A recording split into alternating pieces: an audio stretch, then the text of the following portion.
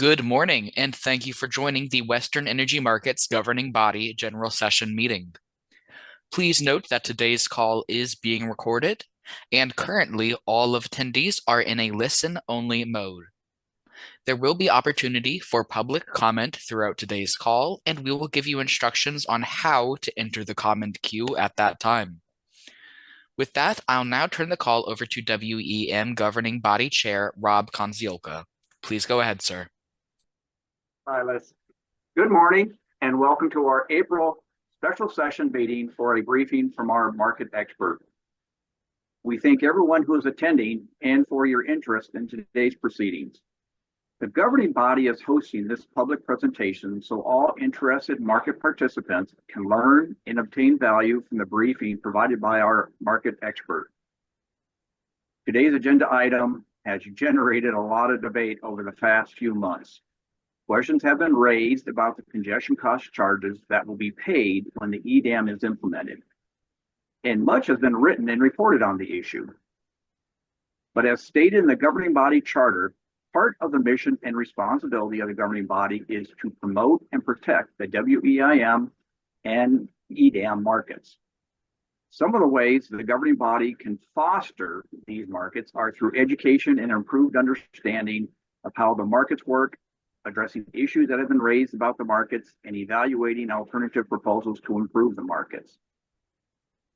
As this is such an important topic, we asked our market expert to improve our understanding of this complex and technical subject.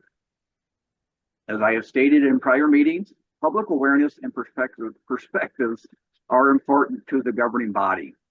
We will entertain public comments not related to this briefing before we get started, and then there will be a subsequent opportunity for public comments on the presentation after the market expert briefing. So at this point in time, I will now turn the meeting over to Cal ISO Lead Counsel Greg Fisher for the meeting roll call. Great. Thank you, Chair Konziolka. I'm going to take roll call. Chair Konziolka. I am here. Vice Chair Wagner. Here. Okay, thank you. Member Campbell. Here. And Member Decker.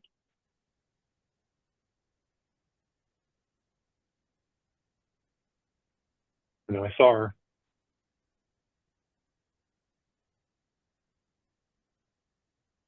And we'll do visual confirmation here. And how about Member Prescott? I'm here. Okay, I believe we have a quorum. Yes. Thank you, Greg. Member Decker is present. Thank you. I saw her. Oh, wait, is my Oh, there you are, Tina. We can now hear you. Okay, because I said here.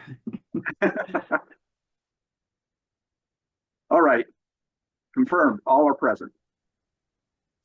Very good.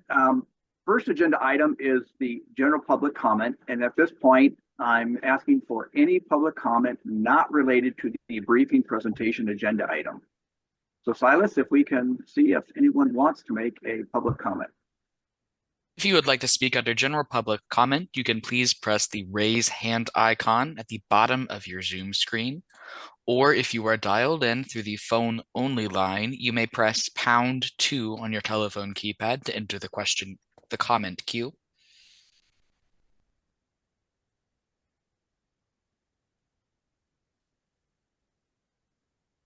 At this time, we have no hands up in the comment queue. Okay, thank you. So we'll move on to agenda item 2, which is the WEM governing body market expert briefing on parallel flow implications for physical and financial transmission rights. And before Dr. Pope moves on, I'd like to just make a few introductory remarks. The governing body has requested this educational briefing addressing the challenge that parallel flow poses to the congestion charge settlement and congestion revenue allocation methodologies included in the approved EDAM tariff. The governing body wants to better understand the perceived and potential EDAM market issues that have arisen and the pros and cons of approaches for mitigating them that are being discussed. The governing body requested our market expert, Dr. Susan Pope, to provide a briefing to address these topics.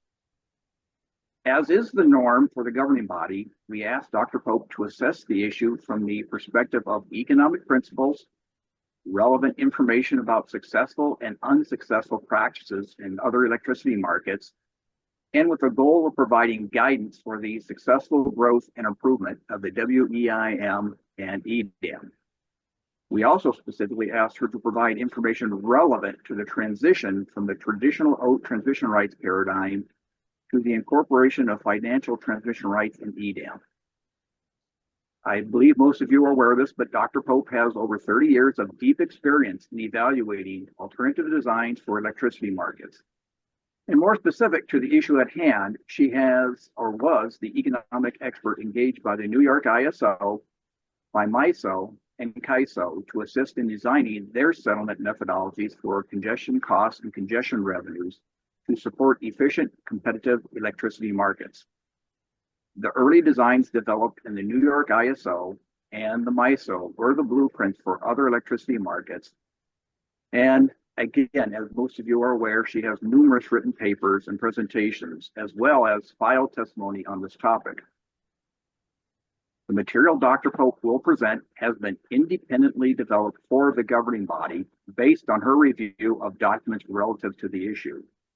Her presentation is not an opinion on any specific proposal.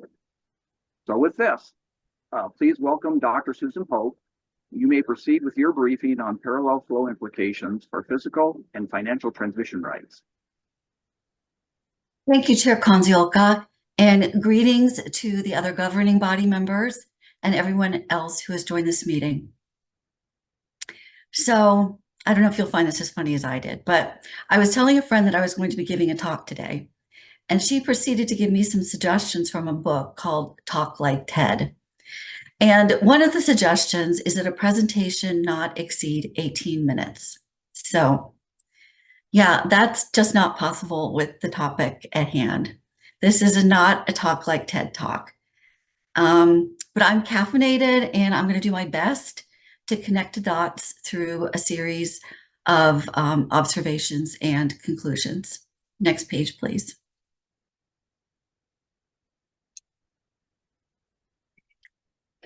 So as Rob said in his introduction, the governing body asked me to provide my thoughts about the congestion revenue allocation issue that arose in February and now is being discussed in a stakeholder initiative.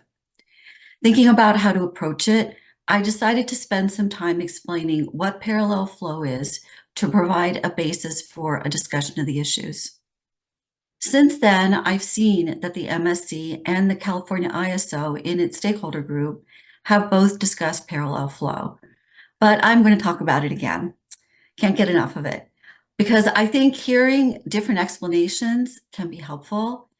And also the takeaways from understanding power flows and parallel flows impact the way that physical rights and financial rights are allocated and how they are used to hedge congestion. So I plan to use the information that I'm discussing about parallel flow and power flows to support the discussion later, the second section of this presentation, about the recent issues that have arisen.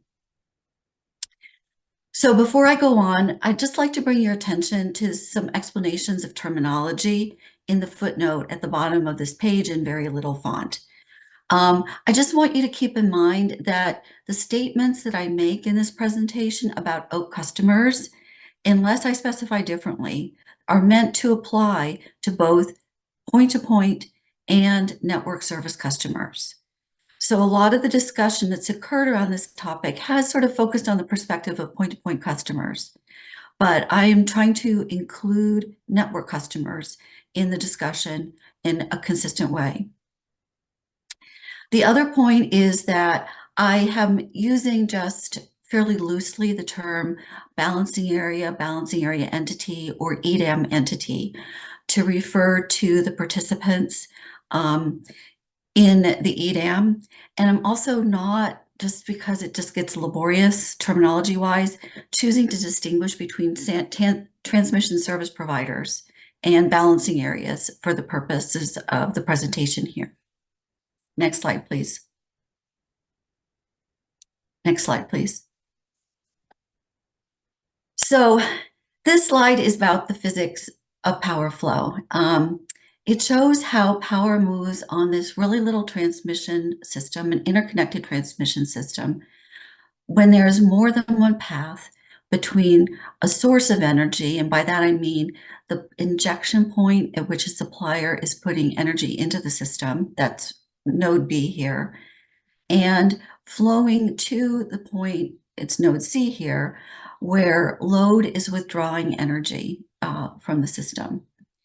So this diagram shows power flow among 3 buses on 3 transmission lines that all have equal impedance. So I'm not a transmission system engineer. I did take physics at one point in my life. I don't know how I passed the course, but I did. And I think for purposes of what I'm doing here, it's simplifying to think of impedance as resistance. So think of each of these transmission lines as having the same resistance to power flow. So there's 3 equal lines with equal resistance here. I'm assuming away line losses. I could put them in, but they're just complicating. So what you see here is that 750 megawatts injected at point B and withdrawn at node C moves on 2 parallel paths. So this is a result of something, my understanding again, called Kirchhoff's laws, which govern the flow of power on an AC transmission system like what I've shown here. And under Kirchhoff's laws, the power flows on all of the parallel paths between sources and sinks, and it sort of equilibrates out between all sources and sinks as it flows. So the question that arises for this diagram is, what is causing 500 megawatts to flow on one of the parallel paths? I wish I had a pointer here. Don't know how to do that. And 250 megawatts to flow on the longer parallel path. Okay. So the reason this occurs is that the flow on the different paths between source and sink is inversely proportional to the relative impedance, think resistance here, the relative resistance of the alternative paths. So because the longer path has 2 transmission links in it, it has twice the resistance of the shorter path. So as a result, only 2/3 of the power is going to flow on the longer, higher resistance path, and 1/3 is going to flow on the more direct path. This is just Kirchhoff's laws, and this is how power flows on an interconnected AC system, unless it's modified by something like phase angle regulators or controlled by DC power lines. It doesn't follow contract paths, and it can't be controlled by valves or switches like natural gas flowing through the pipeline. That's why basically the design of electricity operation is different than for the natural gas pipelines. The only way to control how power flows over the transmission system is by the system operator to adjust where it's injected and how much is injected at different points and how much is withdrawn at different points. And that's what the system operator has to adjust in order to avoid overloading constraints. Final point I want to make here is just to note that if you imagine that the green lines are those of one transmission owner and the purple line is owned by a different transmission owner, you can see that, say, the power from B to C were being scheduled using a bilateral transaction using transmission, point-to-point transmission, purchased from the green transmission owner. Not all of that's flowing just on the green transmission lines. Because of the way that power flows, based on Kirchhoff's laws, it goes over this purple transmission system as well. And that happens even if it's not a point-to-point transmission, a bilateral schedule that's going on here. If the dispatch, if the injection of 750 megawatts at B was occurring because of the dispatch of that generator to serve native load at C, the native service of the native load is also causing parallel flow across that purple transmission system. So what parallel flow, I just want to clarify, is a terminology for flows. They're not special flows. They're just power flows like every other power flow on the system. But it's a special term used to refer to power flows that are occurring off the transmission system for which the transmission was purchased for purposes of scheduling a transaction. Next slide, please. Susan, just Yes. one inquiry for you. You have a lot of detailed slides. Would you prefer the governing body members to ask you questions as you're going through the material, or would you prefer them to wait until the very end? So if it has to do with understanding the material on the slides, I'd prefer them during the call. If it's asking questions about, well, what are the implications of what you're presenting for something else, I'd prefer to take those at the end. Thank you. Sure. Yeah, I'm happy to take clarifying questions. So this example, getting more complicated, but just if you can just not focus on the words, I'll kind of direct you what to pay your attention to piece by piece here. So this example also shows parallel flows that across the transmission systems, both the purple and the green transmission system. But this has been expanded to illustrate the congestion costs that arise from parallel flows, which is at the heart of the issue that's recently arisen. So what I've added to the slide that you just looked at is an additional 300 megawatt injection up at node A. This diagram is the lines and the injections and withdrawals on this slide are otherwise the same, except that load has been increased to 1200 megawatts down here in the south. So under these conditions, what you see here is a least cost dispatch of the $15 generator at B and the $30 generator at A to meet a 1200 megawatt load down at C. And what you can see is that the least cost dispatch causes this 700 megawatt transmission constraint to bind. The flows over that line are now 700 megawatts. In the slide I previously showed you, with less load on the system, that transmission constraint wasn't binding. Now, to understand the flows here, you do exactly the same thing if you want to play with the numbers that I did on the previous slide. You take into account that all these lines have equal resistance. You could figure out that 2/3 of the flows from each of these injections is going to move over the shorter path to the load, and 1/3 from each of the injections is going to move over the longer path. If you do that, you'll get the net flows that I show in black on this diagram. If you want to play with the numbers some more, you'll also see that 900 megawatts is the maximum amount of energy you can use from this cheaper generator, the less expensive generator in this really small example, to serve the load down here at C. That's the most you can use of the cheap generator because of this 700 megawatt transmission limit. The more expensive generator, every megawatt from the more expensive generator, 2/3 of that megawatt flows on the congested line. But every megawatt of load you serve with the less expensive generator, only 1/3 of the megawatt flows on the congested path.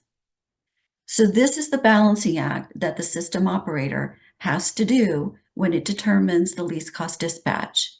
It figures out, well, what's the most I can use of the cheap generator? Oops, I can't use any more of that. I'm going to have to use a more expensive generator. And to make room for that expensive generator, I might have to use less of the cheap one to serve my load. So that trade-off between using expensive and inexpensive generators is what drives congestion costs on the system. That trade-off is being driven by this 700 megawatt transmission constraint. And on the margin, the rate at which you have to substitute more expensive generation for cheaper generation is what determines the marginal cost of managing each transmission constraint. It is the cost per megawatt on margin of flows on the congested constraint. So this is where congestion costs come from. And the congestion cost of this 700 megawatt limit under the EDAM market rules would be paid by parallel flows. that are using OAT service. So to be more specific, suppose that this 300 megawatt generator up at node A were bilaterally contracted to serve 300 megawatts of load down at node C. Okay.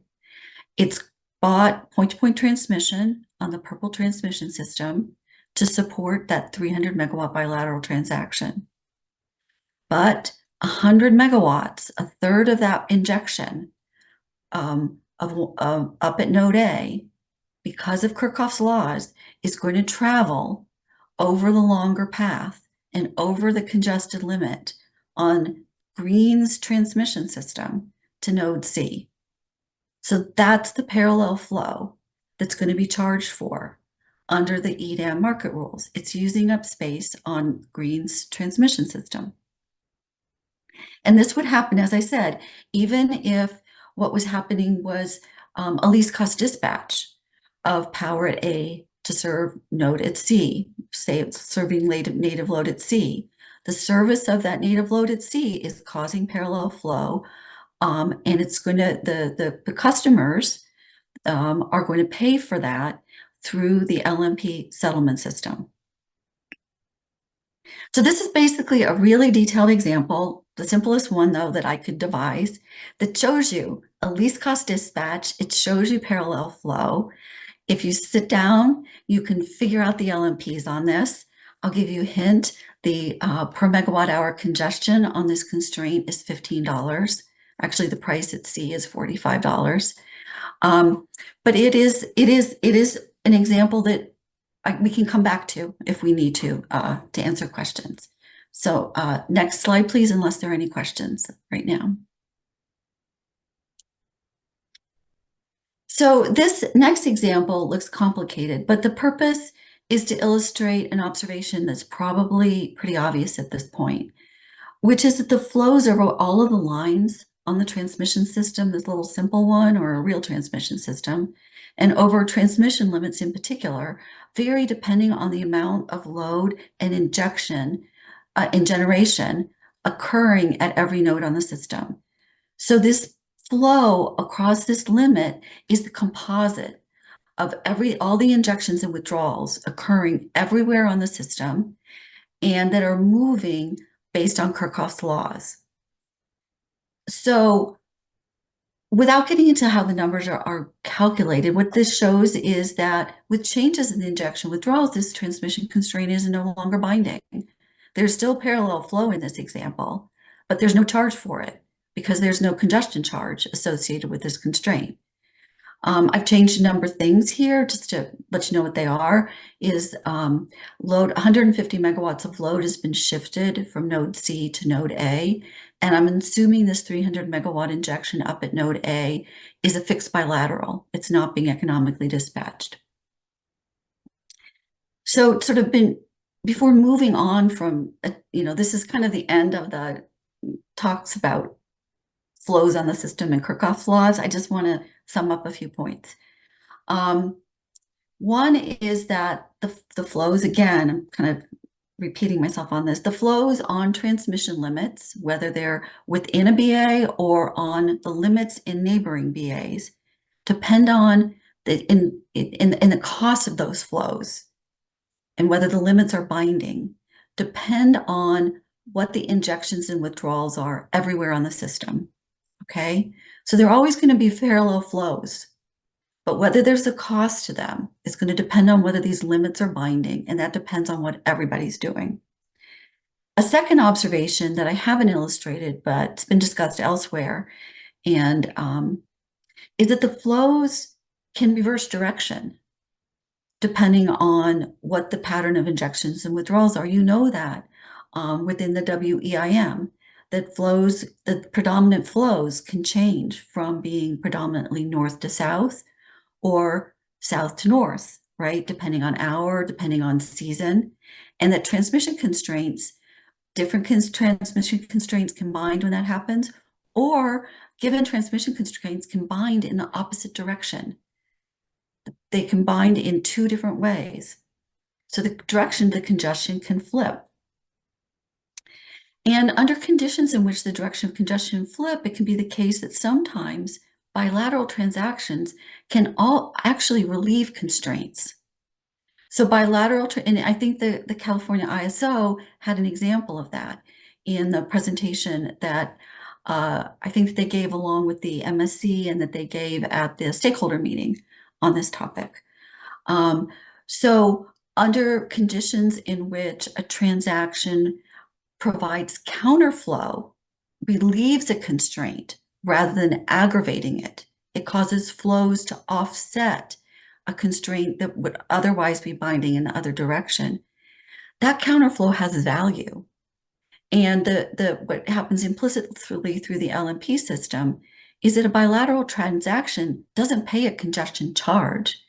It gets paid a charge that's really a positive payment for actually relieving the constraint. So that all just falls naturally out of LNP settlements. And the final thing I just wanted to bring up again, because I think it's easy to lose track of it in little examples like this, is that the amount of flow that injections or withdrawals or transactions can in one system can cause on the constraints in a neighboring system is affected by distance, and more specifically by electrical distance, by the amount of resistance encountered in going through the constraint on the neighboring system. So sort of the further you get away, the less that parallel flow is going to be. Next slide, please. So after seeing how the flows on transmission lines can vary based on the power flow from the supply injections and the load withdrawals at different locations, it's pretty clear that it's really virtually impossible to award OAT point-to-point service while fully accounting for parallel transmission flow.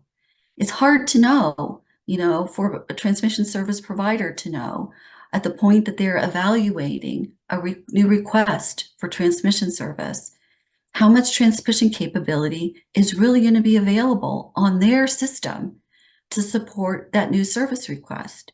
Because the amount of capacity available on their system is going to depend on the power flows from everybody else interconnected with them that's using their own service, right? Including service that's being used to serve network load. So I think Kathy Anderson from Idaho Power did a really terrific job in the stakeholder meeting explaining this point, which is that, ATC amounts for evaluating transmission service requests are generally conservative, and that's supposed to enable transmission service providers to separately sell OAT service. But they do that in an environment in which TSPs, other transmission service providers, are concurrently also perhaps selling incremental transmission service. So it's hard to get all of these pieces to line up. And that's just because the OAT paradigm of firm transmission rights just doesn't fit that well with how power actually flows on the transmission system. And as a result, if you took all the existing point-to-point rights for the EDAM footprint or the EDAM footprint as it expands and looked at them in combination with the rights of all of the network service customers under the transmission service provider OATs, all of that taken in combination would likely overload the transmission constraints in different places on the interconnected system under a variety of conditions, if they were all used at the same time or in different combinations. And that's the reason why you need a lot of ways to manage potentially infeasible OAT schedules today, such as curtailing non-firm service, out of merit redispatch by balancing areas that are impacted by parallel flow in order to manage congestion. I've seen transmission agreements where the transmission service provider, under selling rights under the agreement, agrees to dispatch its native load to resolve congestion, to make a point-to-point right feasible. Or you've always got TLRs.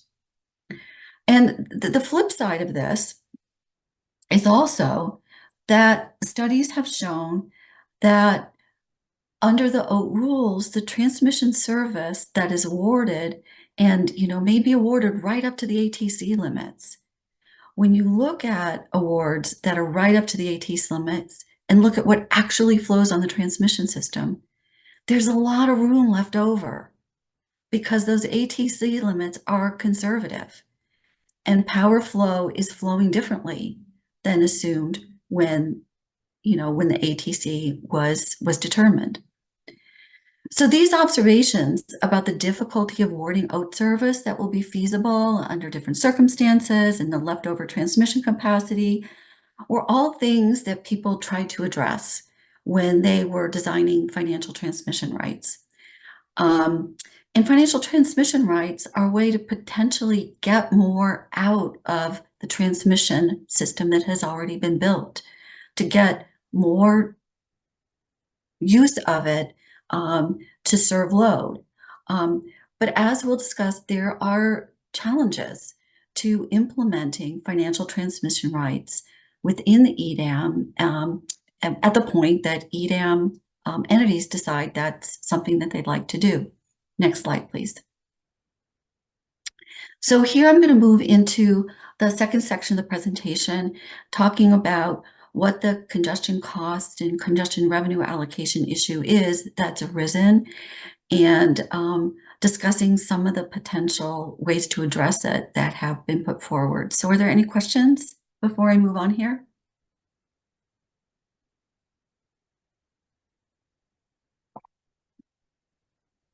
Okay, next slide, please.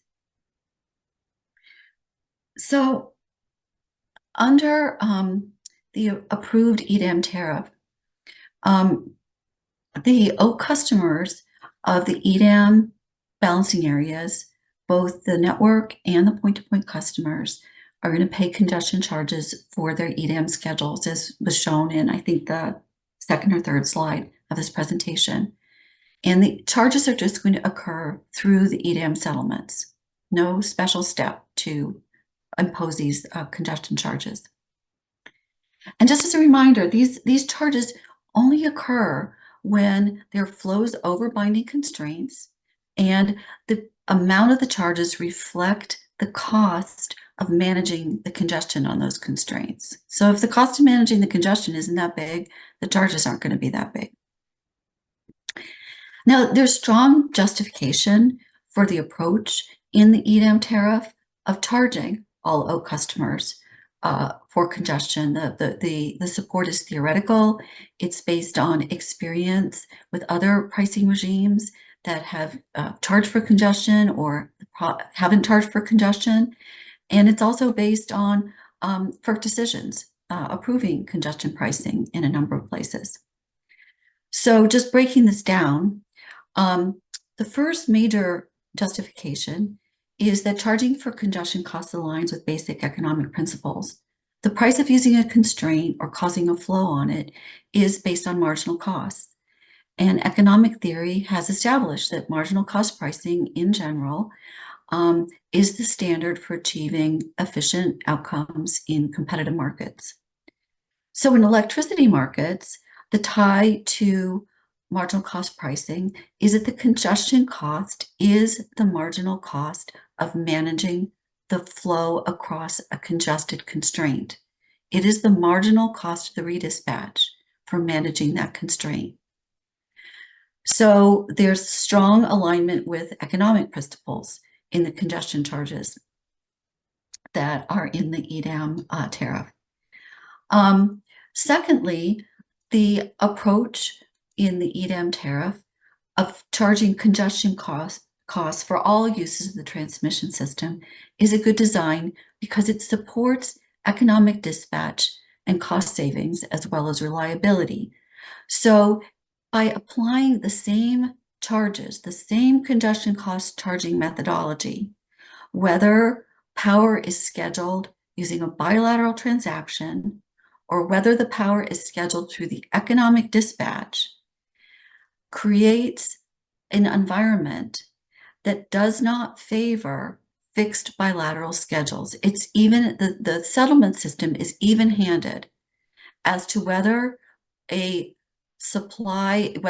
a schedule results from economic dispatch or it results from bilateral scheduling. It does not provide lesser charges if transactions are bilaterally scheduled.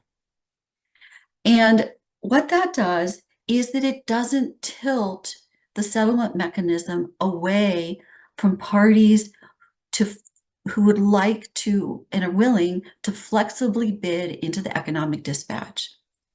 And that's a good thing, because what you've seen in your experience with the results of the WEIM are the enormous cost savings that can occur when you can have a set of flexible bids and offers, and you can adjust the dispatch on the system using those flexible bids and offers to substitute cheaper sources of generation for more expensive sources of generation. That's what allowing flexible bids allows you to do. It allows the dispatch to look for where can I substitute cheaper generation for more expensive generation. So flexible bidding is a good thing. And you would, in a good market design, attempts to not do things to discourage flexible bidding. And this is just one example of, the way, of the many different ways that market designs have attempted to not discourage or put flexible bidding kind of on an equal footing with bilateral scheduling. So this is why you want to apply the same congestion cost charge regime to bilateral schedules and to schedules that are the result of economic dispatch. And we can talk about this. I don't want to spend a lot of time on it, but there is experience from way back in PJM where if you don't use the same charging methodology for bilateral and flexible schedules under conditions in which the system gets really tight, congestion gets really high, it can cause an incentive for parties to flee and want to lean on bilateral scheduling, because the bilateral scheduling can enable them to pay lower congestion charges if they aren't exposed to congestion costs arising from the actual dispatch and reflecting the actual cost of the congestion that really exists on the system. So that problem right there almost made the lights go out in PJM in 1997. There was a run to bilateral scheduling, and the system operator didn't have enough bids and offers to balance the system and had to make an emergency filing at FERC. So that's an extreme example. We can put up bumpers to make sure that doesn't happen. But, there can be some reliability impacts from over-reliance on bilateral scheduling. So next slide, please. So although there's strong justification for the EDAM tariff approach of charging OAK customers for congestion, these are new charges for all the OAK customers, both point-to-point and network. They haven't paid them in the past, and there aren't good estimates of how big they're going to be and how variable they're going to be. So it's understandable to be concerned about them and about how to manage them.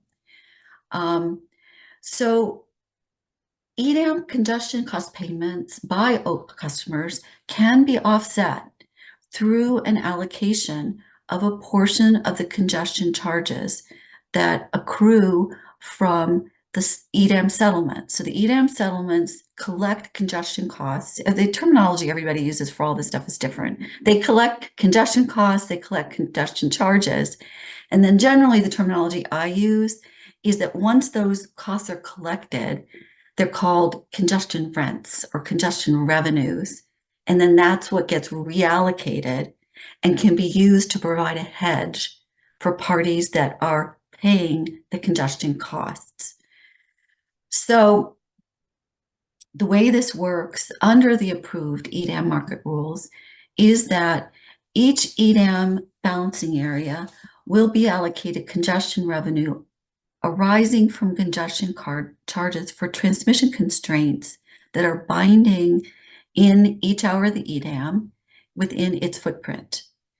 These EDAM balancing areas, EDAM entities, whatever you want to call them, then under their OAT tariffs can determine the sub-allocation of this revenue to their OAT customers. So it's within their domain to take an allocation of that congestion revenue that goes to the EDAM BAAs and that's governed by the terms of the EDAM tariff and determine how to sub-allocate it. And the sub-allocation occurs under the open access tariff of the EDAM entities, the EDAM balancing areas. What doesn't happen, though, is that the EDAM balancing areas will not be allocated congestion revenue corresponding to the congestion charges their OAT customers pay for parallel flows on binding constraints in other balancing areas. So the EDAM BAs are not allocated congestion revenue that would allow them to provide a hedge to their OAT customers for the congestion charges those customers pay for parallel flows across transmission constraints that are binding in neighboring balancing areas. So the concern, this is even sort of narrowing it down. The specific concern, and I think the California ISO in its working groups identifies this as sort of the narrow kind of statement of the concern that's arisen, is on the allocation among the EDAM balancing areas of this word charges in the last bullet should say revenues of the congestion revenues for parallel flow over constraints in other EDAM balancing areas. So does anybody have any questions here? No, let's go to the next slide.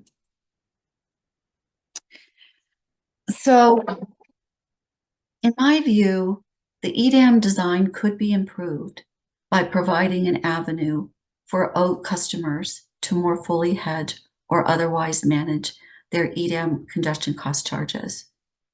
But in saying this, I also want to recognize that the design to make this happen, which is what's going on right now, could be challenging.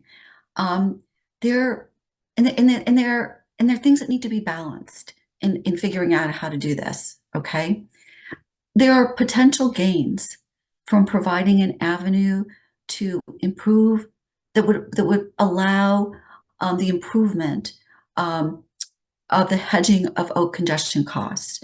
And those gains might be, for example, through increased participation in the EDAM and the cost savings that this increased participation might make possible for all customers, through optimization of the unit commitment, just like we've seen cost savings by participation in the WEIM.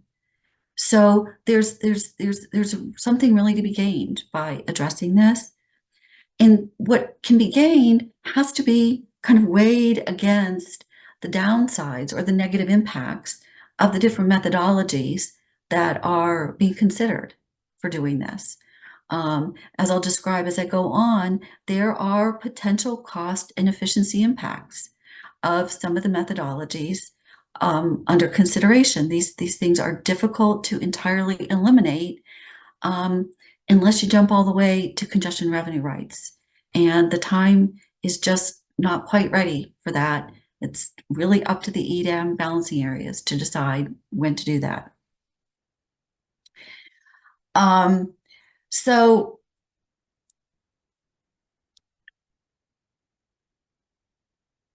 I want to note here that there are a number of approaches that I guess I just going to list here the approaches that I'm going to briefly talk about, some of them in more detail than others, that have been raised for addressing the concern that we're looking at right now.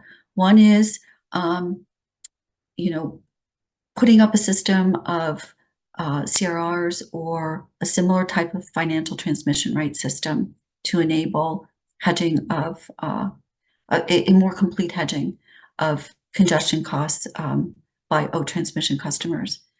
The second approach, which the California ISO has been discussing, is changes to the EDAM congestion revenue allocation that is currently in the EDAM tariff to enable balancing area entities to more fully provide an offset to their customers for the parallel flow congestion charges on other balancing area systems.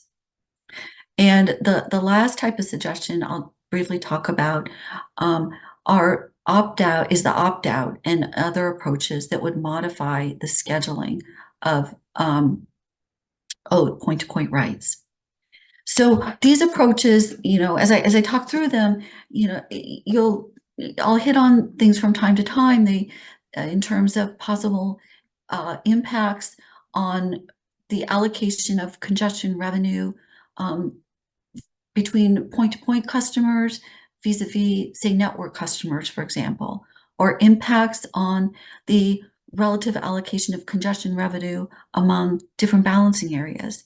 These all shift around these can shift around how much congestion revenue gets allocated to point versus network or to different balancing areas. The different approaches can impact overall Western market efficiency and potential EDAM cost savings due to what are called user or lose it incentives, which we'll talk about later. So incentives, approaches that affect and decrease the efficiency of the unit commitment in the EDAM, I think it's important to point out here, they have ripple-on effects to the WEIM. So more efficient unit commitment in the EDAM kind of flows on and also enables cost savings in the WEIM. So anything that's going to kind of hinder the goal of a more efficient unit commitment has kind of downstream effects too. I think there are possible impacts on reliability. I think, as I said, I think bumpers, and we know a little bit about some of the problems that can occur there, and hopefully we could limit that. And I think it's something I should have put on here, which I didn't put on here, is that different approaches also differ in terms of their simplicity and their ease of implementation. I don't have knowledge about how difficult one approach versus another would be for the California ISO to put into the EDAM software based on what's being developed, in the databases and the communications between software systems that are already being planned for. I don't know. So I think that simplicity and ease of implementation, are a really valid thing that distinguishes between different approaches as well. The final point I just want to make before moving on is that in the slide that follow, I want to just recognize explicitly that the design of the mechanism for the allocation of congestion revenue to customers is within the purview of the EDAM balancing areas. That's their wheelhouse. The EDAM tariff contains the rules to allocate congestion revenue among the EDAM BAAs. But that allocation among the EDAM BAAs affects what revenue that they get and can subsequently use and allocate out to their customers to provide a hedge for their customers' congestion costs. So what I'm going to say and the thoughts that I'm going to be providing have to do with how the allocation methods affect some of these different, dimensions of evaluation that are on this slide. And I'm not intending to provide a guide or comment on the mechanisms used by the BAAs or the tariffs of particular EDAM entities. But I am trying to lay out the general kind of market design issues that exist with this overall allocation process. Next slide, please. So first turning to congestion revenue rights. It's been suggested that CRRs could be readily added to EDAM to provide OAT customers with a hedge against EDAM congestion charges. And I say that there have been suggested in the sense that stakeholders have pointed out that other regions with LMP settlements use financial rights to enable customers to hedge congestion costs. And the EDAM tariff has been criticized because unlike these other regions that are settled based on LMPs, it doesn't have CRRs. So CRRs are a natural suggestion. Why don't you do it like the other places that have LMP? So at a high level, the suggestion appears to be for the allocation of financial rights like CRRs to replace OAT firm transmission rights. And, I'm not trying to accurately state here the position that's been expressed by any particular stakeholder or in their comments. And I'm really not trying to assign the comments here to any particular party. I'm sort of trying, and so what I'm saying is our generalizations. It may not be accurate as it pertains, I'm saying, to the comments of you as a particular stakeholder. But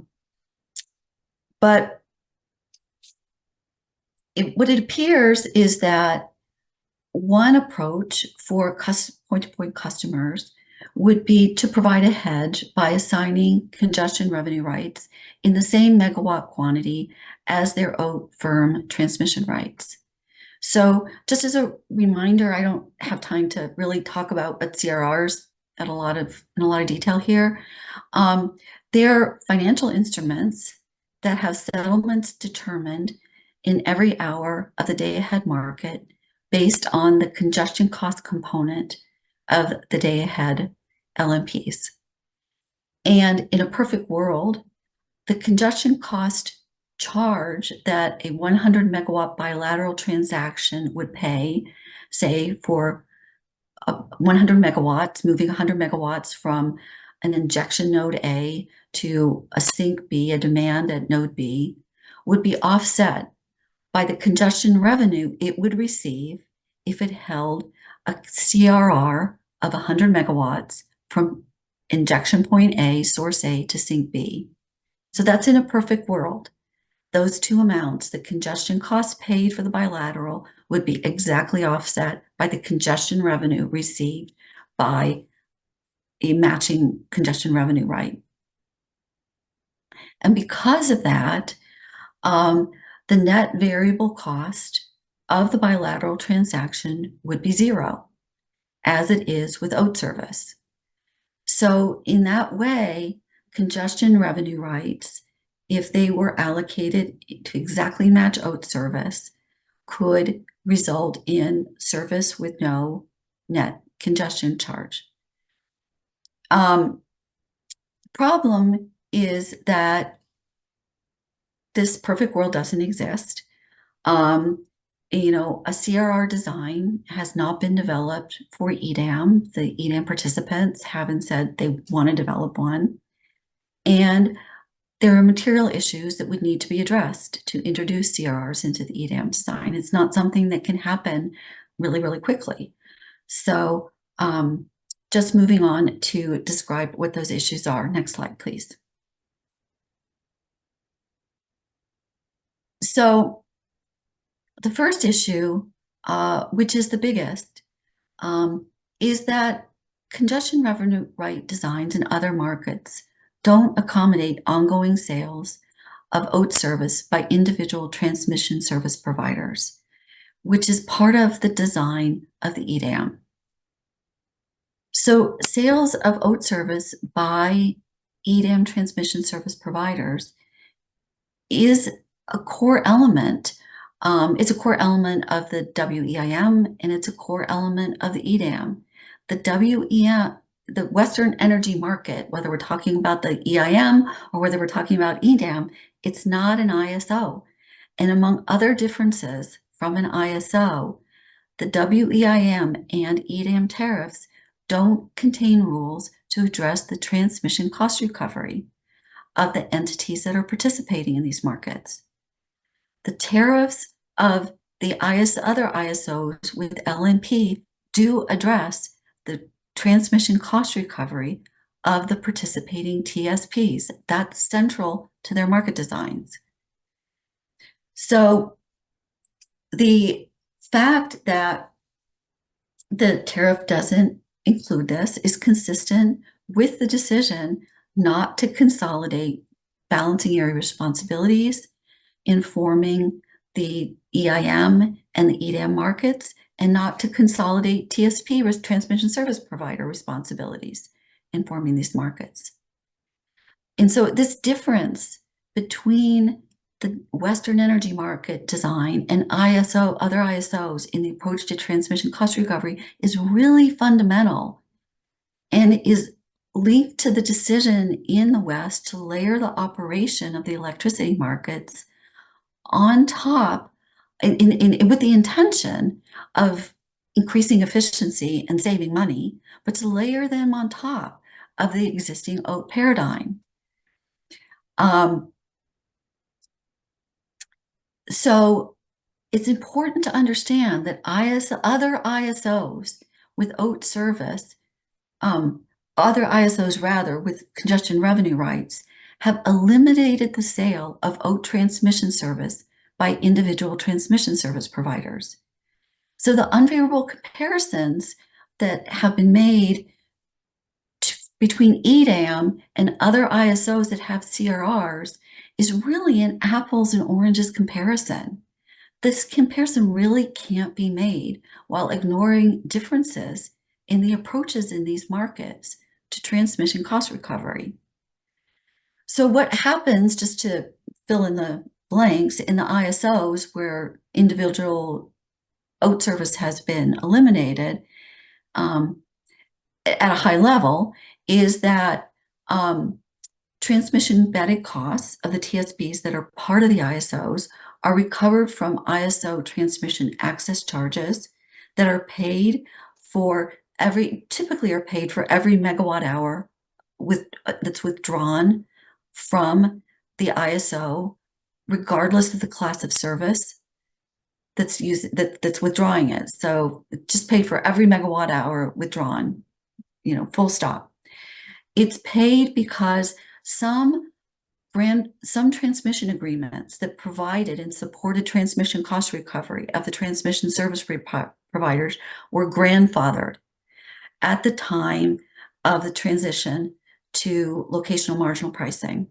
So both the payments under those contracts that support embedded transmission cost recovery were grandfathered, and in association with locking in those payments, the parties that make the payments were given CRRs.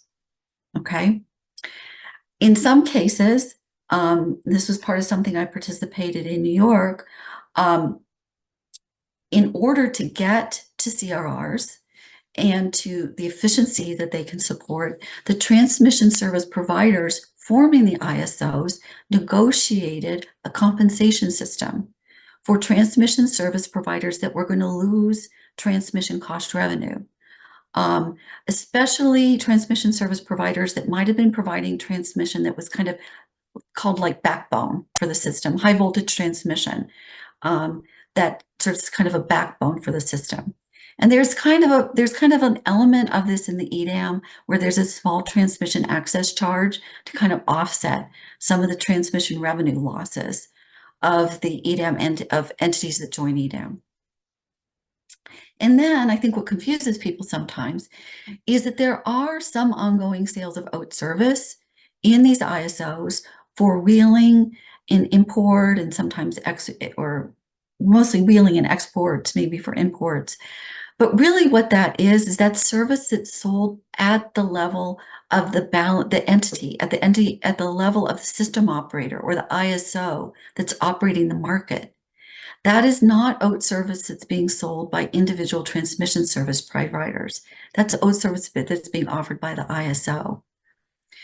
So the introduction of this is a big issue, and the introduction of congestion revenue rights into the EDAM is going to have to deal with this in the design of new rules to establish transmission capability for congestion revenue rights while also enabling transmission service provider cost recovery. I think I forgot to talk about the second small bullet here, which is that one of the reasons that the elimination of sales of transmission service by individual TSPs was really important is that it enabled the ISO to sell congestion revenue or allocate CRRs for the ISO footprint, right? So that wouldn't have been possible if the TSPs were individually still selling OAT service, because the transmission capability they were selling as OAT service could have simultaneously been sold or allocated by the ISO, and the revenue from that transmission capability would need to be relied on as a revenue source to support the financial transmission rights that the ISO had made available. So you can't use the same transmission capability to support OAT rights and also to provide a revenue source to fund financial transmission rights. So the elimination of the individual point-to-point transmission sales enabled sort of the lockdown of the number of the amount of transmission capability on these systems that was being used by OAT service. And on top of that, new CRRs could then be formed and allocated or sold. Next slide, please. So the second issue has to do with kind of the infeasibility of quickly adding CRRs to the EDAM. And the experience in other ISOs demonstrates that, CRRs can't be allocated for the full megawatt amount of existing OAT transmission service, taking into account both point-to-point and the rights of network transmission customers.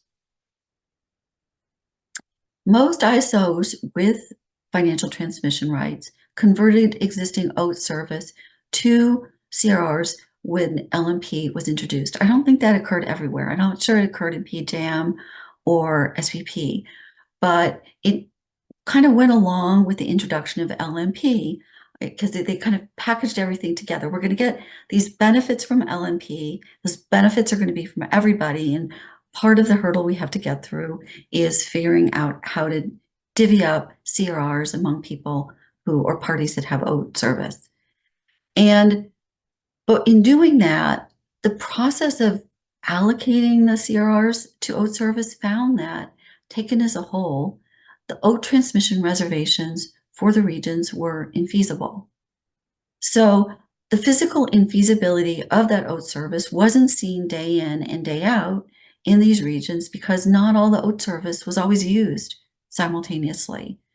Not all the OAT reservations were always scheduled at the same time or in combinations that would cause infeasibility. But what happens with CRRs is that congestion revenue rights settle and provide a positive revenue stream in every hour in which there is valuable congestion associated with that CRR. They don't require any physical schedules in order to trigger the payments to the holder of the CRRs. So everybody with OAT rights at the time, when you go to CRRs, they, by and large, it's not always true, and we can talk about why it's not always true, but it gets down in the weeds, wants CRRs for the full amount of their OAT rights when you go to a CRR system. And there's some side points here that I can come back to explain why the fact that CRRs aren't associated with schedules enables some additional efficiency, but I'm going to come back to those in questions in the Q&A if you want to. So Next slide, please. So because of this property of CRRs that they settle in every hour, parties generally want the full amount of their oat rights, and this is just infeasible.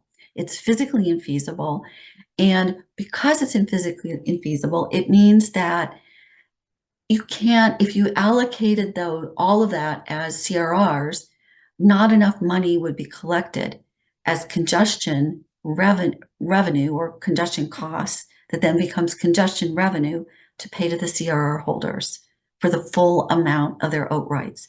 So the physical infeasibility of those oat rights in a financial right paradigm shows up as if you just allocated them all as oat rights, you wouldn't have enough money to pay everybody. Everybody would only get paid a percentage. It's just that there isn't enough transmission capability that is being used in every dispatch and is being sold by people using the transmission system who pay congestion charges to fund all of the CRRs. There's just not enough to go around. So the problem isn't with the CRRs themselves.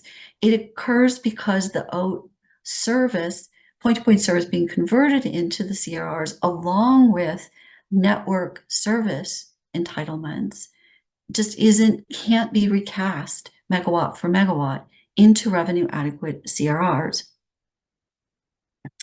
So the result of this is that point-to-point customers of the EDAM entities, if you were going to a CRR system, they wouldn't be able to receive, in most cases, CRRs for the full amount of their OAT service. If that was given to them, the results would be one of two things. One, it'd be given to them through the mechanism of reducing the right to network customers. You're going to give the network customers less, and you can give the point-to-point customers more. The only other way that it can happen is you allocate a set of CRRs that are not revenue adequate. So you can give the point-to-point customers the CRRs for the full amount of their service, but then when it comes down to the actual hourly settlements, they're not going to get paid for all the megawatts. So parties who have suggested converting OAT service to point-to-point or to CRRs have acknowledged the potential for revenue inadequacy. They acknowledge that physical rights aren't feasible in all hours, and that in a financial right world, that physical infeasibility, because a transmission line is out, would translate into not getting paid the full amount of their congestion revenue rights under the same circumstances. What's not clear to me, though, and it could be true, it might not be true, is whether that acknowledgement that financial rights not be revenue adequate in every hour extends to acknowledgement that in the actual allocation process for the CRRs, it's likely impossible to allocate the full amount of CRRs that correspond to OAT rights. Next slide, please. So any questions? So everybody need more caffeine?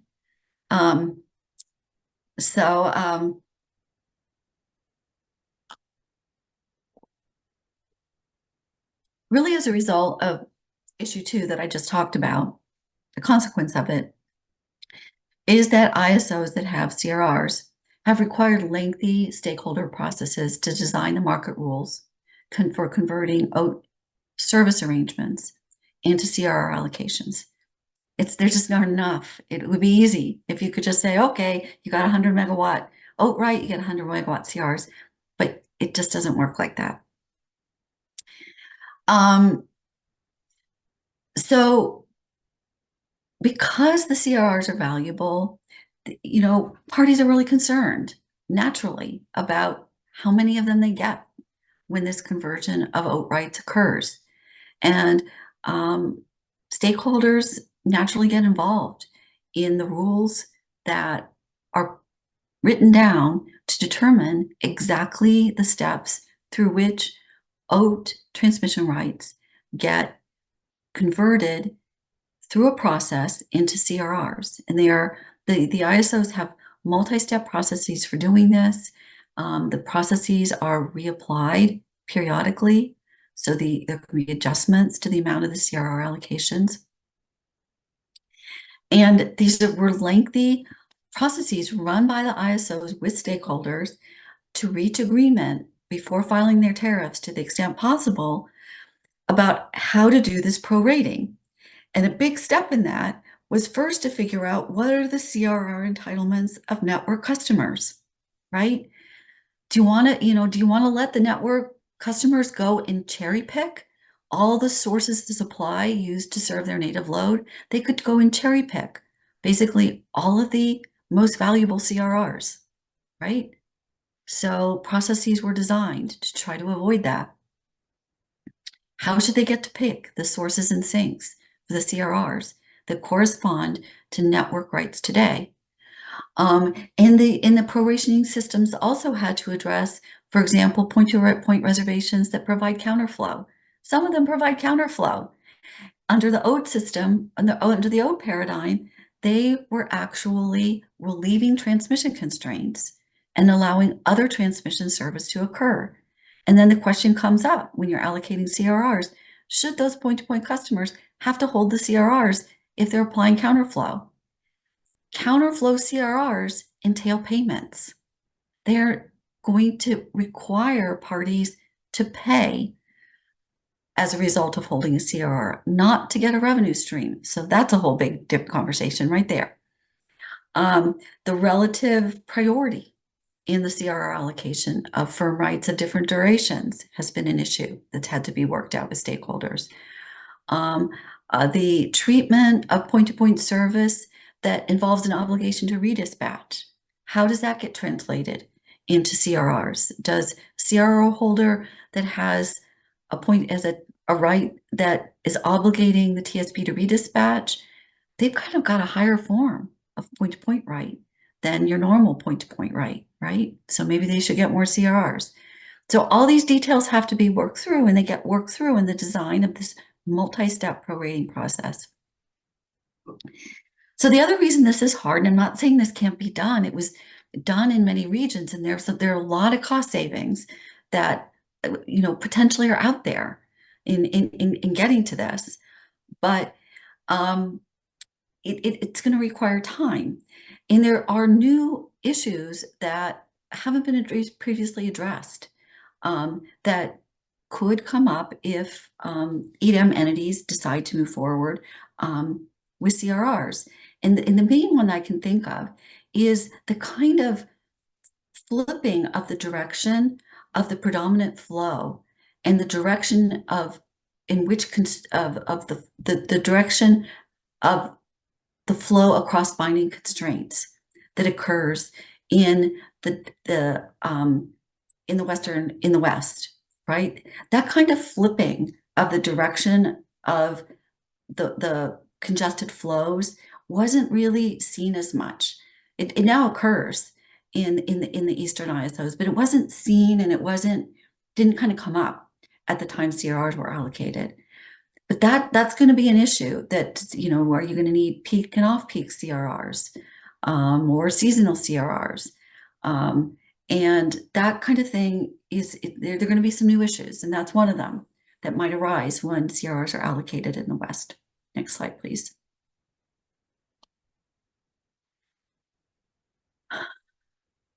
So the introduction of CRRs for hedging EDAM congestion costs would likely enable the EDAM to achieve more efficient schedules and decrease costs for the West, for the EDAM entities, and also there'd be some flow over effects for parties in the EIM.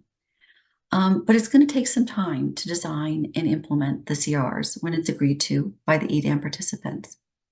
So I think it's recognized that a different approach is needed in the short run to address concerns about ODE transmission customers' potential undue exposure to chargers for parallel flow on binding constraints and other balancing areas. And the California ISO has initiated an expedited stakeholder initiative to assess potential transitional modifications to the allocation of EDAM congestion revenue among the EDAM BAAs. And what this does is it affects the extent to which the EDAM BAAs can offset their customers' point-to-point and network service congestion charges through revisions to their O transmission tariffs under whatever designs they choose for those O tariffs. So the California ISO has suggested that financial transmission rights could be considered in the future. And the only point I want to make here is that it will take some time to work through the CR allocation, and that this process should be started at the point when there is support for it from the EDAM entities. Next slide, please. So the next few slides provide some thoughts about a transitional design for allocating congestion revenues among EDAM balancing areas. And the main point I want to raise about these designs was also raised by Scott Harvey during the MSE meeting at the end of March. Okay, so I'm going to be saying something similar here, but in a slightly different way. So the concern is that designs in which the allocation of congestion revenue to EDAM-B balancing areas depends on the schedules of OAK customers could potentially increase EDAM costs due to use it or lose it incentives. So the ultimate outcome I want to acknowledge in terms of the impact of the congestion revenue allocation on efficiency and cost savings and all that kind of stuff is going to depend on what the BA balancing area entities do in their OAK tariffs. But this is affected by how the the system operator, the California ISO, allocates congestion revenue among the EDAM entities.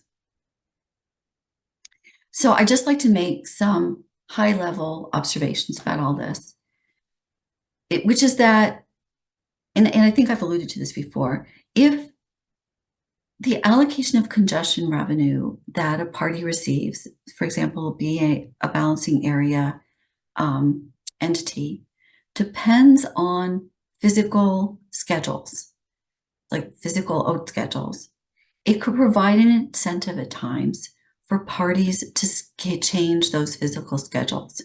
So if you know that changing your physical schedule is going to change the congestion revenue allocation that you get, there can be an incentive to change the physical scheduling. And that connection actually right there is the connection that the financial transmission rights severed, and it's why financial transmission rights can enable additional gains in efficiency. So this incentive can at times lead parties to choose to schedule fixed bilateral schedules rather than bidding flexibly, because it might be in their financial interest to do so, because it's going to shift their congestion revenue allocation. In other instances, we've seen that there was an incentive to bilaterally schedule because it allowed parties to avoid paying congestion costs. So this is an issue when the bilateral schedules that occur are schedules for supply that wouldn't have been part of the least cost unit commitment.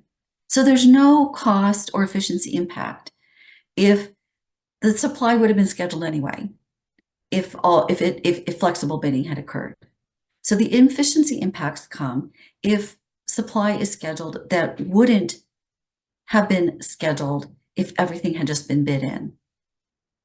And the inefficient schedules are what can cause reduced customer savings, and because of the less efficient unit commitment. So the picture here just gives an example of that. The picture is similar to the ones you saw in the past. It has a 1200 megawatt load in the south, 900 megawatts of injections up at node B. The transmission limit is binding again with 700 megawatts flowing on the line from B to C. But instead of just a 300 megawatt unit being dispatched, 300 megawatts being dispatched from a 30 megawatt dollar per megawatt supplier at node A, instead, what's happening here is there's a 200 megawatt bilateral transaction that's being scheduled from a $40 generator at node A down to some load located at node C. Okay, so that bilateral schedule could be, there could be a financial motivation for that bilateral schedule, even though it's not efficient. If the congestion revenue over this for associated with that bilateral schedule is directly allocated back to the party to the bilateral schedule, right? So note that if you're doing a least cost dispatch up here to serve 1,200 megawatts of load, and the $40 megawatt unit was bid in, it wouldn't be dispatched. This diagram would look just like one we discussed before. There'd be 300 megawatts dispatched from the $30 unit. But this $40 per megawatt bilateral, if the congestion revenue pays, it's going to pay for congestion across this 700 megawatt limit. And the cost of that congestion is $15 per megawatt hour. If for every megawatt that flows across that, it is refunded, then this bilateral transaction actually has an incentive to be scheduled. So it's going to see that it's getting $15 back. So it looks like it only costs $25 to serve this load down at node C. So this is the kind of inefficiency that can happen. I'm sorry, the sun's starting to shine directly on me here. I don't have a shade for it. If the congestion revenue is directly allocated based on the schedules, the physical schedules on the system. And a problem could be, I'm not saying it definitely will be, but a problem could be that there's an incentive for increases in bilateral scheduling because of the way that the congestion revenue allocation occurs. So there, you could actually see that there could be more requests for service that would support bilateral schedules that might be inefficient under if everything was flexibly bid and dispatched because of the way the congestion revenue is allocated out. That could cause increases in parallel flows. And in the worst case, which, you know, I don't want to emphasize, but it's been seen, it can even challenge system reliability, as I talked about before. So next slide, please. Dr. Pope, a question on that. Yes. On the prior slide.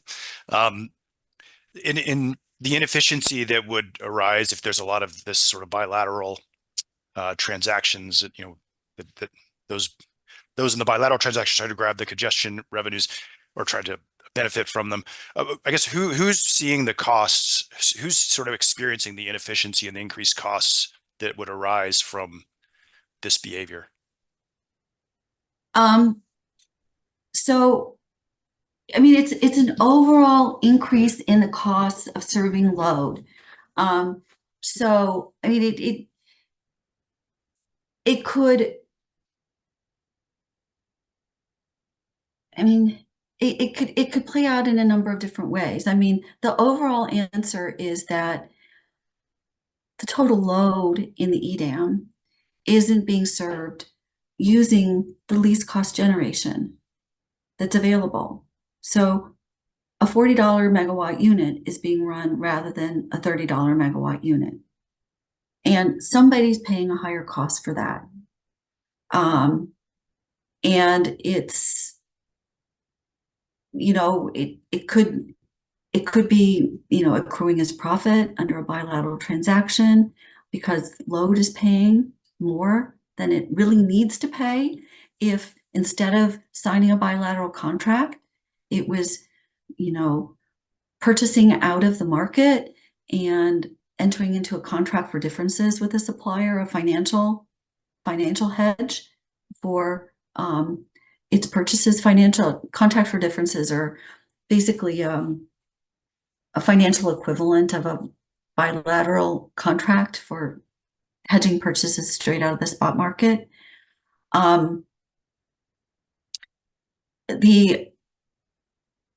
The changes in flows and the changes in the use of the transmission system that can occur because of the decision to turn on and operate generators that aren't efficient, it affects what kinds of dispatch of other suppliers are possible to meet loads everywhere else, right?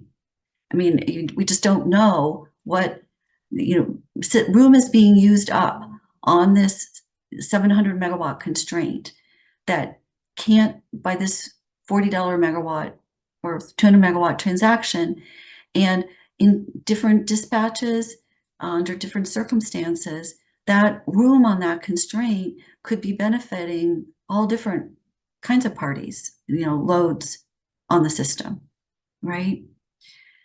So, yeah, I guess in terms of increased costs, I'm really talking about, cost paid by load writ large. They're gonna be winners and losers among all of the loads on the system. It's a good question. Thank you. Thank you.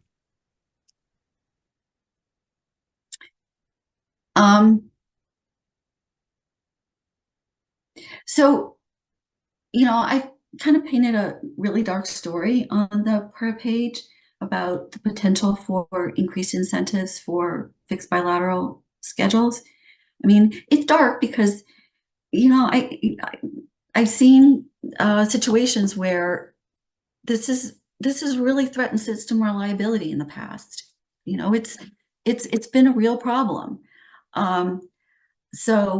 But that doesn't necessarily happen here. And it's not clear right now how big the use it or lose it incentives will actually be for scheduling fixed bilateral transaction. I mean, it depends on exactly how the EDAM entities decide to allocate congestion revenues to O customers. And it also depends on, how market participants react to and decide to participate in the EDAM based on all of the rules that have been written for the EDAM, right? So the intention of the EDAM is to encourage flexible participation and to lower the cost of unit commitment. But that's going to happen as a result of the overall package, right, of how well EDAM works. So it's important to, get EDAM up and running. And as the California ISO has said, to start collecting information about how well it's working, how much supply is can we figure out how much is being inefficiently, committed with a fixed schedule. And there's a plan to track costs over time, track results over time, and to make adjustments over time. And I think that that's a trade-off. I want to describe the problems with the use it or lose it incentives, but I also want to just not lose track of the fact that we don't know how big those are. And there are also advantages to getting EDAM up and going, even if there are some use it or lose it incentives involved with the methodology that's ultimately decided upon. So one thing that could be done to provide some protection against use it or lose it efficiency losses, came to mind based on a model of what is done in an agreement regarding parallel flows between PJM and the Mid-Continent ISO. So they have an agreement. it's called the market-to-market agreement, and the parallel flows are called market-to-market flows, and so on. That they each allow up to a certain limit on a defined set of constraints, a certain amount of parallel flow on each other's systems without charge. And then over that amount, which is called a flow entitlement, there is a charge. They pay each other marginal costs for the flows above those entitlements. So thinking about how something similar might work for EDAM, an idea would be to place a cap on the number of megawatts of parallel flow on each constraint for which an EDAM balancing area that we would be eligible to receive congestion revenue allocation, right? So to look at those parallel flows, maybe take a historical look, somehow the amount of that flow entitlement would have to be determined. That's really other than not knowing how the databases work and how data moves around and can move around within the KAISO software systems, this is the major hurdle of this, is figuring out what the flow entitlements should be. Maybe they should be different in different seasons or in different peak and off peak.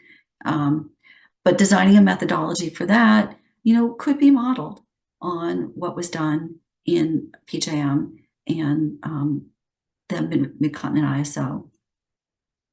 And what a system like this would do is it would cap the amount of revenue reimbursement that would occur to the EDAM balancing areas that was tied to physical schedules. It would cap it. And by capping it, it would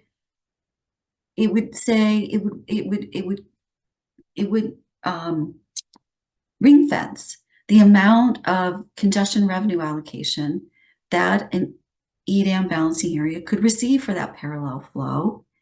And this could help to restrain the sale of additional OAT service that causes more parallel flow than the flow entitlement, right?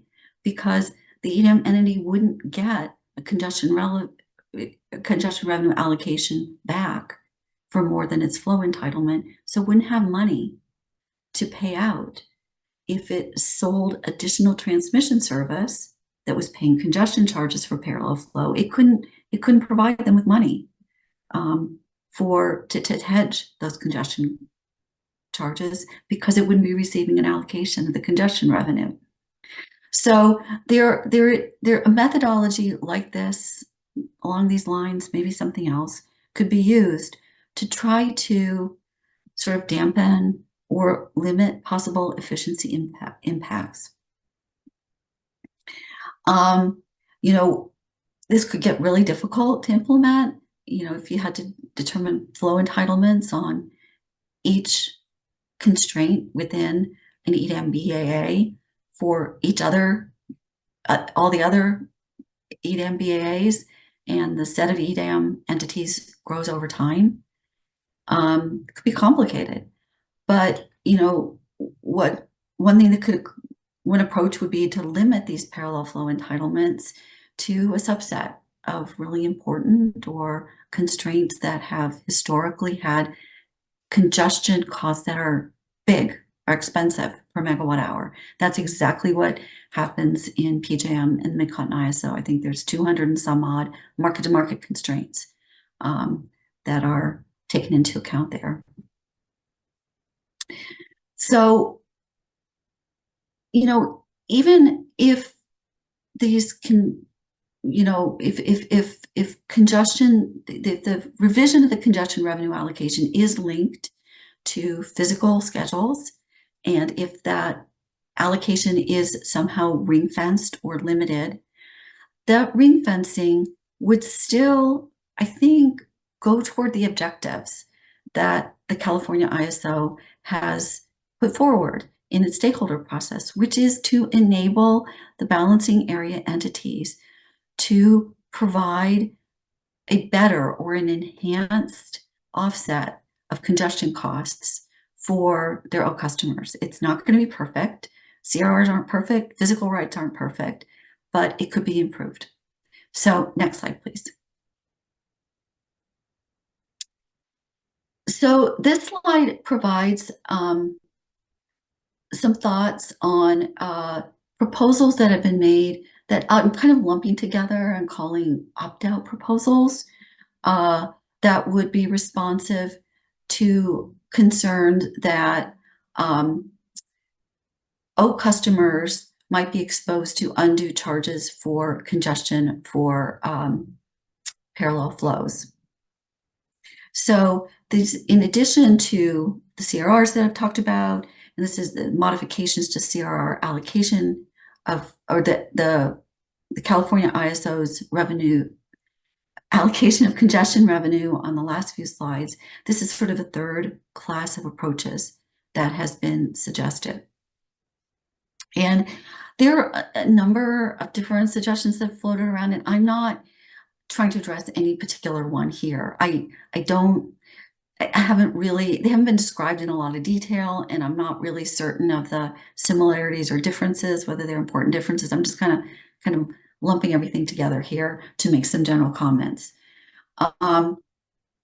So what it appears to me is that these kinds of suggestions would allow for transitional measures could allow point-to-point customers to avoid congestion charges under all grid conditions. And an example of a suggestion for that would be self-scheduling OAT rights before the execution of the EDAM and not having those rights pay EDAM congestion costs. Okay. There's similar suggestions that have been made for scheduling the rights at other times after, withholding the transmission capacity associated from the rights from the EDAM to allow them to be scheduled another time. So there are a bunch of related suggestions that have been made. So, sorry, I'm just swiveling around to try to get the sun off my face here. And the way, I think the evaluation and the thinking about what these suggestions mean is really helped by reflection on what we've learned from the CRR allocation processes in other ISOs, which is that the point-to-point rights are not simultaneously feasible along with negotiated, agreed upon characterizations of the rights of network service customers, where the network service customers were not allowed to cherry pick what rights they got. The point-to-point rights were not simultaneously feasible. So if you take that observation and you sort of apply it into the circumstances, it kind of what it implies is that allowing point-to-point customers to opt out or to reserve, take their transmission capacity out of the system, it seems to me that it would confer a level of service that is superior to that of network customers, right? So take, for example, a situation in which there was a lot of congestion on the transmission system. Congestion's costs are really high, and really expensive generators are being dispatched to serve load. The less expensive generators can't be used, or maybe they're all used up, right? What an opt-out does is it would allow, or scheduling in advance of the EDAM, is to allow the point-to-point customers to schedule from the cheap generation that they want to use. And the network customers then would have to pay for the cost of the supply that gets scheduled in the EDAM that's subsequently run, and where all of the congestion, that high congestion, shows up in that EDAM. All of the expensive supply gets scheduled in that and dispatched in that run of the EDAM. So that's how you can think about the higher level of service. It appears to me, at least, that these kinds of opt-outs could enable or permit for point-to-point service customers. I just think all these discussions haven't really fully taken into account what are the rights of the network customers, right? And there's going to have to be some give and take, maybe give and take network customers in order to benefit from the cost savings of EDAM. Maybe they're going to have to give up a little bit. Maybe they're, I don't know what the solution is, but this is my observation about this sort of class of opt-out suggestions. And the other characteristic of the opt-outs is that just like designs that would modify the allocation of congestion revenues so that it corresponds to actual physical schedules, I mean, these opt-out approaches are very, very similar to that, except they are sort of physically opting the transmission out rather than refunding the congestion revenue based on the physical transmission schedules. It's minor distinction, sort of the physically opting it out or physically tying the congestion revenue allocation back to the physical schedules, but they share the same downsides in terms of the potential for reduced efficiency and customer cost savings from less efficient unit commitment, less efficient generation being used, and sort of the downstream impacts of that on all of the market, all of the customers,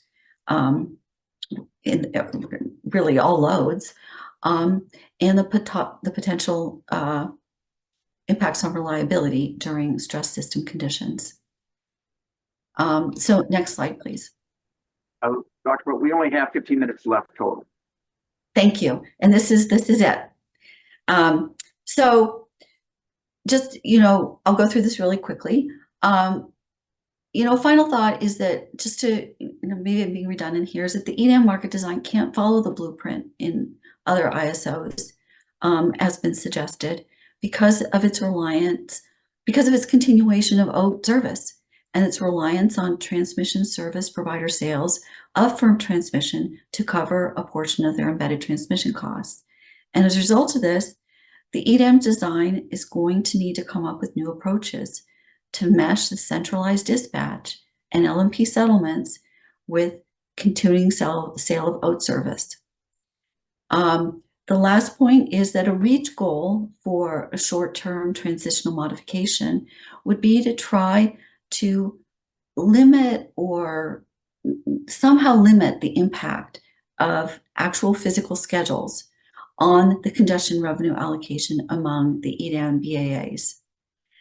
And then I'm going to just add a few additional points here that I wish I had written down on this slide, which is, thinking back to the different avenues of comparison among different sort of approaches to the problem that I described earlier. Basically, they were, equity issues in terms of how the congestion revenue is allocated among different entities, efficiency issues in terms of how the approach affects dispatch and commitment, reliability issues, simplicity and ease of implementation. I think there's some practical things that need to be taken into account when thinking about those dimensions of differences between different ways of solving this problem.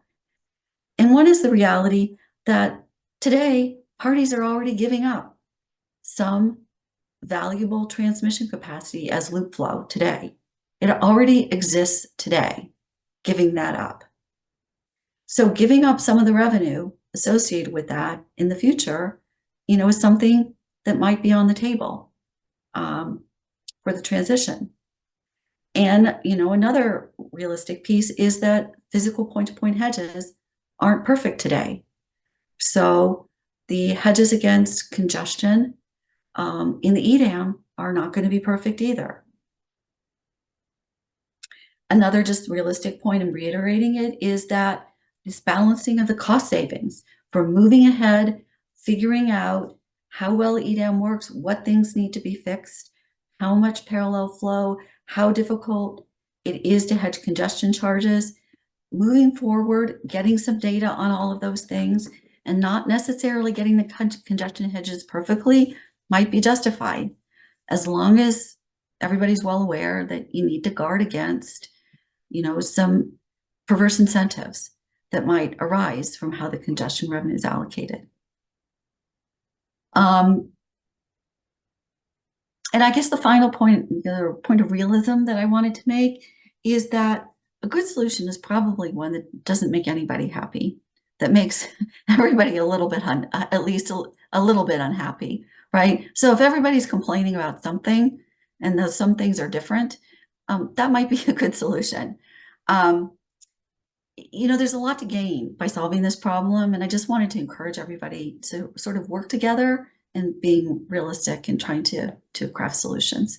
So that's the end of what I have to say, Rob, and I welcome questions from the governing body. Okay, do any of the governing body members have questions? John, go ahead. Yeah, we're running out of time. I do have quite a few questions and comments, but I'm going to really try to limit this. And maybe it's because I'm the historian here, but I remember about 30 years ago when the predecessor to WEC, I think it was WSCC, recognized this parallel path flow problem. Been around since the control areas, if I can use that term, were interconnected. But they tried to do a program where they identified the harm financially, and they exchanged matchsticks instead of dollars because they were afraid to do dollars because the numbers were big. So this is a problem that, number one, it's been around since we've been interconnected, and people have been harmed and benefited by it. So I'm pleased now that we're finally getting to a point we've got some tools to really identify it and work on it and see if we can solve it. I agree with Susan. This is a real opportunity, not easy, very thorny problem, but I appreciate the fact that everybody is rolling up their sleeves, and I hope working in earnest to solve this problem. And I think the fact that the ISO has started a stakeholder process to improve what they've already filed, I think is very telling in that there's a real effort to do that. And then I guess just finally, I just think of the Venerable Red Green. He talks about, we're all in this together. And that's so true in this interconnection.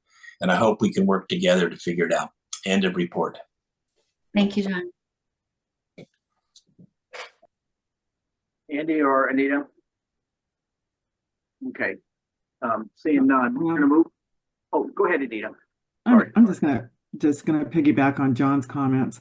There's been challenges along the way through the WEM. There will be challenges along the way through the EDAM implementations and the tariff filings by the parties and changes by the ISO. And my expectation is that people will stay at the table and continue to work through these issues. Andy, go ahead. Thanks. Just a quick appreciation, Dr. Pope. This current year, I'm serving as the liaison to the market expert, a role that we sort of pass on from one member to another, and got to work with you closely. I think when this issue came along, I saw it's a complex issue, and I was just so excited to be able to get your input on it, given your very specific, deep expertise on the parallel flow issues, on congestion issues across markets, even the intersections between markets. I think that's just very valuable, and I appreciated the framing you brought to things today. And yes, I've seen a few other presentations in the last month on these topics, but I definitely drew from this some unique insights. So just wanted to appreciate the time you put into preparing some very thoughtful remarks on these topics. Look forward to hearing more from you. Thank you. Thank you. So, Susan, if you could hold on the line, we have a few moments here for public comments, and I just want you to stand by in case we'd like to call on you. Sure. Let's go ahead and go to public comments. And can you let me know if there are a lot of public comments or just one or two? I appreciate that. Absolutely. So if you would like to speak under public comment, you can press the raise hand icon at the bottom of your Zoom screen. Or if you are dialed in through our phone only line, you may press #2 on your phone to enter the comment queue. So far, we just have one hand up in our comment queue so far. Stephen, you have been sent the prompt to unmute yourself. You can go ahead, sir. Thank you. This is Stephen Boyning. I'm appearing on my own behalf, but Susan Pope, I had the privilege of learning from you the details of regional electric market operation when we went through the startup of the Mid-Continent ISO. And I've always appreciated your expertise and insight into the functioning of regional markets. I just wanted to provide a translation for some of the people in the Western Interconnection who may not speak Eastern. On slide 11, you talked about TLRs. in the West, the procedures are not uniformly applied for coordinated curtailment of scheduled deliveries. Some TOs use specific in-house curtailment methods. Others may rely on a calculation tool called the Enhanced Curtailment Calculator. And there is an overarching procedure called the Unscheduled Flow Mitigation Procedure, but I thought it might be an annex to this discussion to talk about the need for seams coordination. I noticed in your slide 9, for example, your generators were all in the same market footprint. And so the coordination of those flow impacts happens through the dispatch. And you did recognize in your comments that parallel flow contributions from outside the market have to be accommodated with on the grid constraints within the market footprint. But I think the governing body should be aware of the revenue inadequacy implications on allocating congestion revenues as a rebate if there's not a coordinated relief obligation assigned to external sources of parallel flow impacts. By external, I mean outside of the market footprint. And, I think we could go back to historical examples where the lack of seams coordination, assigning curtailment relief obligations has resulted in revenue inadequacy when there's been financial transmission rights. I think the same thing could potentially occur here. I believe we should keep in mind the need for having, maybe not on day one, but promptly a coordinated market-to-market aspect to this, or market to non-participating BA aspect as well, so that we don't encounter revenue inadequacy issues. And thanks for taking the time to hear my comments. Thank you, Steve. Silas, are any more public comments? We did have one more hand go up. Alan Meck, you've been sent the prompt to unmute yourself. You can go ahead, sir. Hi, Alan Meck, PG&E. So I think that I'm following this presentation, but I guess to try it, because we're kind of limited on time, maybe I'll try and synthesize my thoughts down into one thing. Susan, you've divulged a lot of knowledge on this, and it's been kind of difficult to follow. It would be really helpful, I think, if you could add like one additional slide to the presentation, just like synthesizing down into a like pros and cons like thing, showing like current CAISO like EDAM design pros and cons, and proposals that have been put forth pros and cons, and where all of these different issues shake out. Because I think that I follow it, but I'm not entirely sure like which of those columns each of the things that you've talked about falls into exactly. Does that make sense? Thank you, Alan, and I appreciate the comment, and I wish I could do that too. I think one of the challenges of doing that at this stage where we are right now is that I don't know that there's anything that is sort of a fully formed proposals. There aren't things that have been really sort of fleshed out to the point of really enabling me to really understand what is the full proposal, and to come to a conclusion about what's it really going to mean. In a lot of cases it could be, well, it might mean this or it might mean that, or if it means this, it could cause this problem, but maybe it could be solved with this. So I think that's a good end goal, or something that could be done through at some point in the stakeholder process. I think it's just a little early for it right now. I understand the need for it though. Well, I don't necessarily mean like a speculative thing on things that solutions that might come to fruition. I just mean like the things that are already in your slide presentation, like which one of those columns does it slot into? If this, assuming this is what is intended, this is what would happen. Right.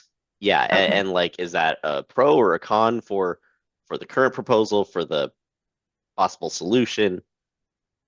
Yeah. Yep. That would be helpful. Okay. Thank you. Thank you. Ellen, thanks for your comments. Appreciate that. Silas, are there any more public comments? We do not have any further public comments in the queue at this time. Okay, thank you. Well, we are just about out of time. I want to first, Susan, thank you for the presentation.